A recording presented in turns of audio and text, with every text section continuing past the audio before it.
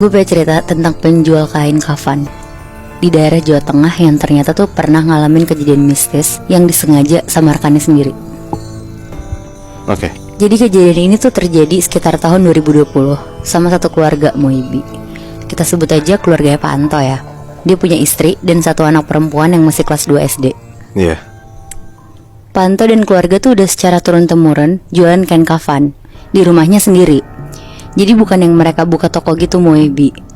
Nah, di daerah rumah Pak Anto tuh agak deket sama pemakaman dan banyak rumah warga juga.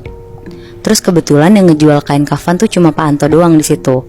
Jadi kebayangkan ibaratnya satu desa beli kain kafan ya cuma di Pak Anto. Iya benar. Ekonomi keluarga Pak Anto ini bisa dibilang lumayan berkecukupan dan cukup bahagia sama anak sematawayangnya dia. Cuma setelah lama Pak Anto dengan usahanya itu, tiba-tiba tuh datang kehadiran tetangga baru Pak Anto yang jaraknya tuh cuma beda 2 blok sama rumahnya Pak Anto. Dan tetangga barunya ini juga buka usaha kain kafan Moibi. Oh sama berarti ya jualannya ya? Iya benar. Pas Pak Anto tahu kalau tetangga barunya namanya Pak Suryo juga buka usaha kain kafan di rumah, si Pak Anto nih agak sedikit kaget dan kayak pengen ngeliat sendiri gitu. Karena dia tuh cuma denger dari omongan tetangga-tetangga aja. Terus sorenya kayak sekitar jam 4 sore, Pak Anto jalan kaki tuh sambil bawa buah tangan kayak buah-buahan gitu buat Pak Suryo sama keluarganya. Dan pas Pak Anto sampai, dia kaget banget karena tetangga-tetangga yang dia kenal tuh ada di dalam rumah Pak Suryo. Kelihatan kayak lagi packing-packingin kain kafan gitu buat kayak kirim paket gitu loh Moibi. Sedangkan di rumahnya Pak Anto di hari itu tuh nggak ada pembeli sama sekali. Di situ Pak Anto basa-basi lah perkenalan diri ke Pak Suryo, terus ngasih buah yang dia bawa sambil nanya-nanya udah usaha kain kafan dari kapan. Pak Suryo di situ malah baik banget dan izin ke Pak Anto juga kalau dia tuh sebenarnya juga jualan kain kafan. Tapi kalau si Pak Suryo tuh jualannya biasanya lewat online. Dan ternyata harga jual kain kafannya Pak Suryo tuh jauh lebih murah dibanding si Pak Anto.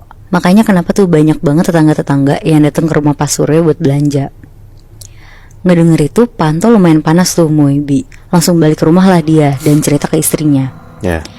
Di situ respon istrinya cuma disuruh sabar aja.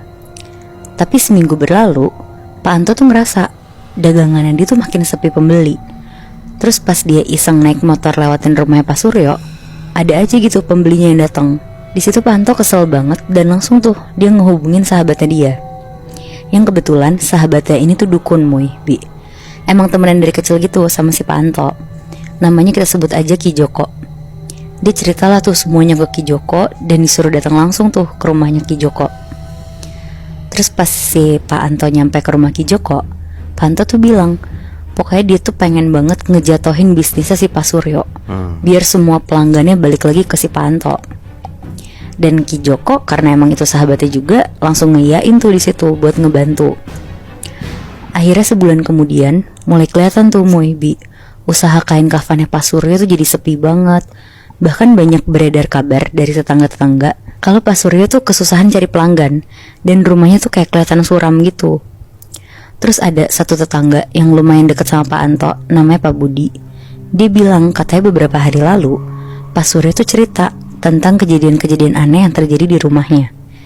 Jadi katanya malam-malam tuh pas Pak Suryo lagi tidur di kamar bareng istrinya, sekitar jam 1 malam Pak Suryo tuh ngedenger ada suara kucing kenceng banget ngeong-ngeong. Tapi didiemin tuh sama Pak Suryo. Terus gak lama tiba-tiba ada suara kenceng banget dari dapur rumahnya.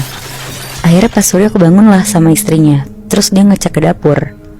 Dan pas sampai di dapur, dia tuh ngeliat semua perabotan dapurnya dia tuh jatuh ke lantai semua.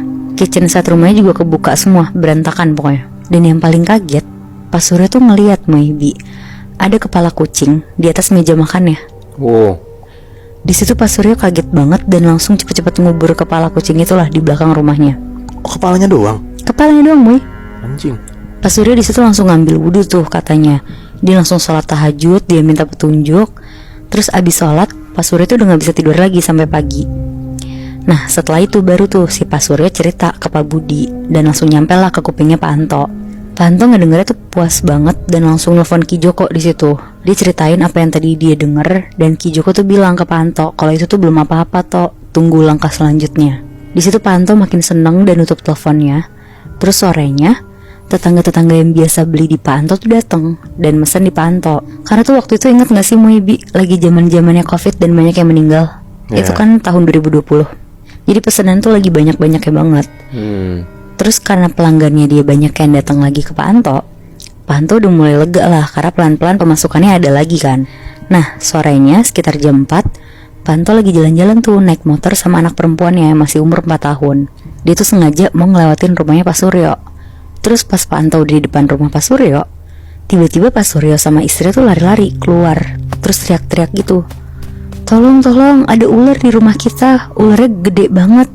Pak Anto yang lagi bawa anak itu langsung mau nolongin. Tapi sebelum nolongin, Pak Anto ngedrop anaknya dulu tuh di rumah. Terus manggil tetangga-tetangga yang lain buat bantuin si Pak Suryo. Nah pas mereka semua masuk ke dalam rumah Pak Suryo, mereka semua tuh bener-bener bingung Bi, karena sama sekali gak ada ular di dalam rumahnya.